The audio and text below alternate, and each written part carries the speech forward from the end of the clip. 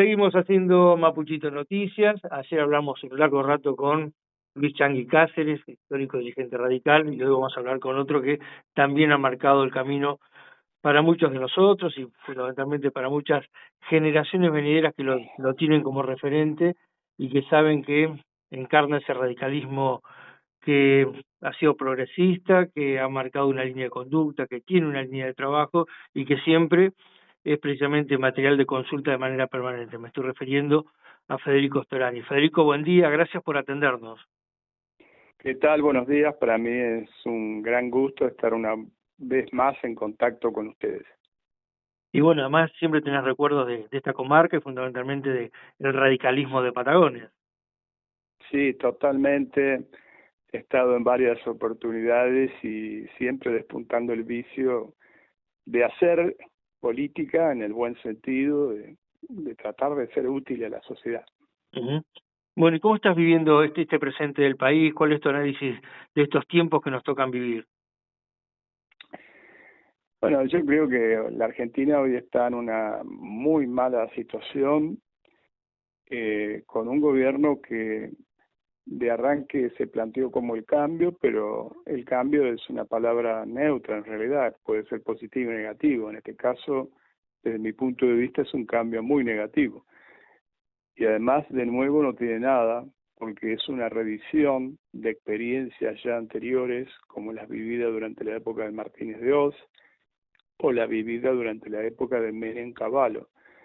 Esto es así porque se ha producido una devaluación colosal del 120% de inicio, una liberación general de los precios de los combustibles que sí derraman hacia todos los lugares, de todas las tarifas, y la liberación y desregulación de la economía que implica un encarecimiento de la vida de manera brutal, pero simultáneamente con eso se ha producido una licuación, como ellos hablan de la licuadora permanentemente, de los sectores que tienen ingresos fijos, principalmente de los jubilados y aquellos que tienen un salario que no ha sido ajustado acorde con la inflación. Por eso es que creo que la perspectiva del punto de vista económico y social es muy mala y tiende a empeorar, no porque no pueda bajarse la inflación, que la inflación va a bajar porque nadie consume nada, sino porque va a haber un deterioro general en temas como la salud, por ejemplo. Hay gente que ya fracciona su medicación o directamente no la consume, que está mal alimentada, la calidad de la educación también baja. Entonces uno se pregunta si esto era el camino correcto, porque además se ha diseñado con un estado de excepción, que es lo que pretende el decreto de necesidad y urgencia, y un protocolo de seguridad que se parece a un estado policial para reprimir justamente la protesta social. Por lo tanto, la verdad que me encantaría dar noticias diferentes, pero yo veo que esto no es nuevo, ya ha ocurrido, ya ha fracasado y es una reedición que la única cosa nueva que tiene es que se hace de shock, de manera brutal y de manera inhumana. Uh-huh. Freddy, veíamos un documento del respaldo al presidente del partido, entre otras muchas firmas, está la de Changui Cáceres y la tuya, digamos, también hay un punto de coincidencia entre dos históricos dirigentes del partido. Sí, en realidad hay allí hay miles de firmas, ¿no? Uh-huh. Y hasta el día de hoy se han seguido recogiendo firmas, porque el apoyo a la forma como votó Martín Lustó en el Senado es la correcta, porque la verdad es que el decreto de necesidad y urgencia es manifiestamente inconstitucional, y eso no es porque lo digo yo, lo dicen el 99% de los constitucionalistas, incluidos aquellos que públicamente señalan que votaron por Milei, como el caso de Sapsay. No hay ningún tipo de duda de que es inconstitucional. Y además de la inconstitucionalidad en su contenido, es lesivo para los intereses nacionales, para la soberanía nacional. Por ejemplo, con la derogación de la ley de tierras, el manejo del tema de los glaciares, de bosques y demás, que son extremadamente peligrosos, e incursiona dejando de lado artículos que están contemplados en la propia Constitución de la Argentina. Ujú. ¿Cómo analizás la situación planteada desde los gobernadores patagónicos con ese frente en común que han estado planteando en los últimos días? Bueno, yo creo que es correcto que los gobernadores intenten también defenderse, no queda otra alternativa, teniendo en cuenta que este es un gobierno fuertemente centralista y unitario, que pretende disciplinar por vía de la reducción simplemente del gasto de transferencia a las provincias, que bueno, está bien que muchas debían hacer ajustes, eso no hay ningún tipo de duda, pero también hay que rearmar la discusión sobre la coparticipación federal de impuestos, que es una asignatura pendiente de hace muchísimo tiempo. Y por otro lado, cuando convoca al Pacto de Mayo, es un poco absurdo una convocatoria que se hace para un contrato de adhesión, no para poder debatir nada, sino simplemente para que uno tenga que adherirse a esa manifestación que ya ha hecho el gobierno. Y las expresiones del propio presidente son totalmente insolentes, diría yo, insultantes hacia los gobernadores. Cuando dice que los va a mear a los gobernadores, por ejemplo, es bastante difícil convocar a un pacto para que luego sea simplemente un contrato de adhesión y a su vez recibir el maltrato del gobierno central. Es un contrato de adhesión que pretenden aprobarlo a libro cerrado.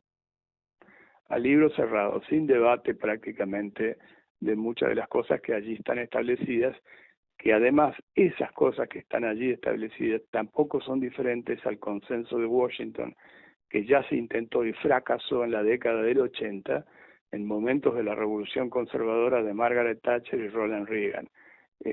Uno le cambia el orden y es prácticamente lo mismo. Ujú. En el documento donde se apoya al presidente del partido, Martín Lustó, también queda expresamente aclarado que el radicalismo tiene propuestas alternativas.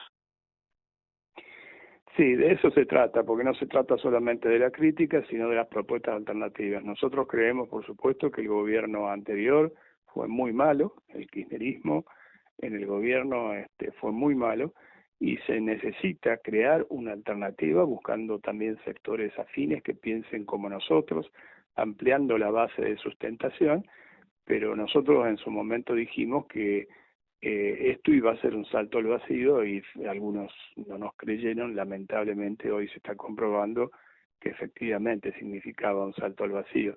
En las propuestas alternativas procuramos rescatar algunas cosas elementales como que el salario no pierda poder adquisitivo, que la educación pública mantenga su nivel y la mejore, lo mismo que la salud pública, del mismo modo también tener una actitud mucho más respetuosa en la relación con las provincias y también, por supuesto, preservar el medio ambiente que está fuertemente afectado y en peligro con muchas de las medidas que se han tomado con esta ley ómnibus y el decreto de necesidad y urgencia. Ujú.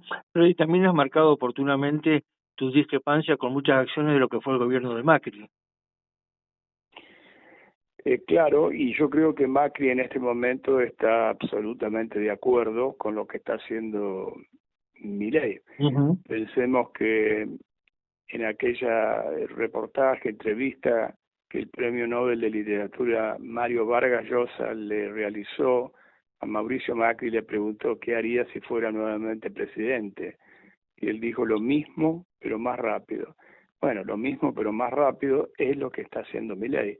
Motosierra y licuadora, pero la licuación, insisto, es sobre los ingresos fijos, principalmente los jubilados, y la motosierra, en algunos casos, bueno, se justifica y en otros casos es simplemente casi una perversión, la eliminación de algunos organismos que eran útiles para la República Argentina y que va a producir en los próximos tiempos, con la desregulación de la economía y la apertura a la importación, una ola de despidos que ya se está produciendo y que va a ser todavía mucho mayor.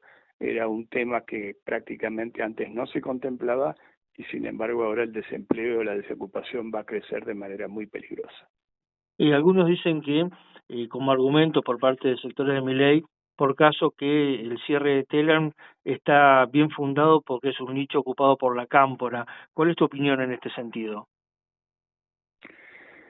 Yo sí creo que tiene que existir una agencia nacional de noticias, lo tienen todos los países en el mundo, los más desarrollados. El ejemplo más típico es la famosa BBC de Londres, pero también France Press en Francia, y tantas otras agencias de noticias que en cualquier lugar del mundo existen. Si había que hacer un tema de ordenamiento, bueno, que se haga, pero cerraron la entidad, creo que no, porque además muchísimos medios más pequeños, con menores posibilidades, del interior del país, no tienen entonces el acceso a la posibilidad de tener información de tipo nacional. Y por otra parte, no existe una voz de tipo oficial que pueda expresarse que sea a través de la agencia TELAN, entre otras muchas cosas, ¿no? Además del trabajo de muchísima gente que algunos pagan justos por pecadores, porque de última, si el criterio fuera real, el que dice el gobierno, en todo caso que haga un análisis caso por caso y no al cierre directamente de una entidad. Freddy, hablábamos recién de este frente en común que han hecho los gobernadores patagónicos. ¿No vemos similar condición en gobernadores de otras regiones del país? ¿Cuál es tu evaluación en ese sentido? ¿Debiera generarse un gran consenso nacional? Sí, yo planteo la necesidad de que exista un planteo de unidad nacional con un proyecto nacional que atraviese transversalmente. Yo creo que se ha conformado un partido conservador, fuerte, duro, que está integrado justamente por Milei, por Bullrich, por Macri, por un sector del radicalismo, no un sector, casos individuales como Petri y algunos otros. Y es necesario, para ir generando una alternativa que esté conformada con una base de un pensamiento socialdemócrata, en la cual abreva el radicalismo, como hablaba Raúl Alfonsín, un social cristianismo, donde se puede identificar algunos sectores del peronismo, que puedan ir mostrando una alternativa que equilibre, que controle el poder y que se muestre como una alternativa superadora de insisto, nuevo intento de imponer una Argentina para muy pocos, porque aun si este proyecto triunfara desde el punto de vista macroeconómico, quedaría un país con una economía puramente primaria, extractivista, que está dejando de lado, que excluye, que margina a millones de argentinos que no tendrían prácticamente por venir. Por lo tanto, el nuestro es un planteo integrador y en lo político, por supuesto, ampliar la base de sustentación para poder llevarlo adelante. ¿Puede ser que el radicalismo lidere ese proceso? El radicalismo tiene que recuperar fuertemente su identidad, tiene esa asignatura pendiente, que yo creo que el radicalismo tiene que dejar de tener esta cosa ambivalente de lo que fue en su momento la experiencia de Juntos por el Cambio. Eso ya está terminado, terminado por el abrazo incluso de Macri, Bullrich y la participación en el actual gobierno de Milei que ambos tienen. Eso no existe más y tiene que volver a intentar representar los intereses nacionales, los intereses populares, con una fuerte sensibilidad social como caracterizó a los gobiernos de Arturo Illia y de Raúl Alfonsín. Digamos que uno con cierto grado de optimismo aspira a que el país pueda salir adelante, pueda mejorar su condición general. ¿Vos lo ves esto en el corto, en el mediano o a muy largo plazo? No, yo creo que Argentina tiene grandes posibilidades, pero no es por el camino que se ha elegido. Al contrario, el camino que se ha elegido posterga esas posibilidades que la Argentina tiene.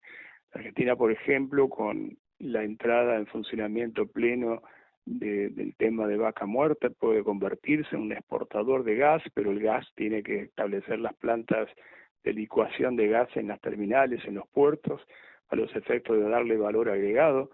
Lo mismo con el litio, con la incorporación de valor agregado con la fabricación de las baterías de litio, que es el mineral del futuro, el que está llamado justamente a ser demandado por todo el mundo y la Argentina lo tiene. La Argentina también tiene agua potable, que es uno de los temas críticos para en este momento en el mundo, pero todo ello con una cantidad de valor agregado que además impulse la innovación tecnológica, la posibilidad de la investigación tecnológica. Este proyecto que actualmente está en marcha es una economía primaria, nuevamente exportación de materias primas y extranjerización nuevamente de la economía. Freddy, como siempre, un gusto hablar con vos y gracias por atendernos. Bueno, muchísimas gracias y a disposición para cualquier otro momento y un fuerte abrazo para todos los amigos de Carmen de Patagones y de la región. Bueno, un abrazo grande, que estés muy bien. Hasta luego. Hasta luego. Muy bien, así hablamos con Federico Storani.